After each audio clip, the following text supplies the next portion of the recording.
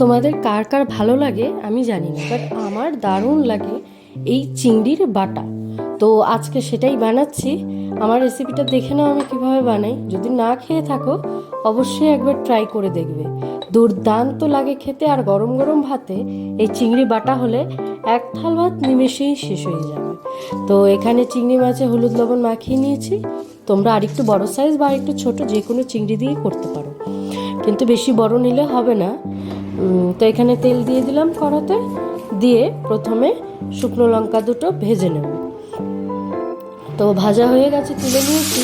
এবার তেলে দিয়ে দিলাম সেই মাছগুলো, চিংড়ি মাছ। তো সেগুলোকে বেশ একটু লালচে করে ভেজে নেব। তো এখানে যেহেতু বাটা করছি আমি মাথাগুলো ফেলে দিইনি পুরোপুরি। তো তারপর এখানে আদা রসুন পেঁয়াজ আর কাঁচা লঙ্কা ফ্রাই করে নেব।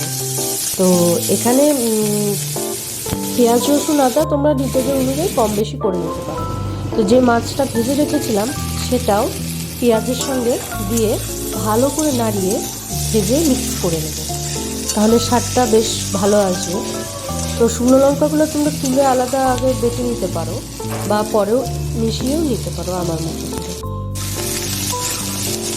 তো এই যে ভাজা প্রায় হয়ে গেছে, সব কিছুই সফট হয়ে গেছে। চলো এবার বেটে নিই।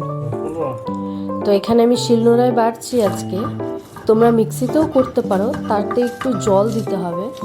তো সেটা যার যার অনুযায়ী করে নেবে। তো শিলনোড়ার বাটার একটা স্বাদ আলাদা হয়।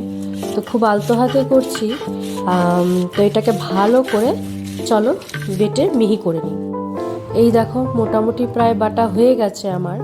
তো আমি হালকা জল ছিটিয়ে বেটে নিয়েছি। দেখো কি সুন্দর লাগছে দেখতে। ওপরে একটা চিংড়ি মাছ দিয়ে পরিবেশন করেছি, চিংড়ি মাছের বাটা। তোমরা অবশ্যই ট্রাই করবে, করে আমাকে জানাবে কেমন লাগলো খেতে।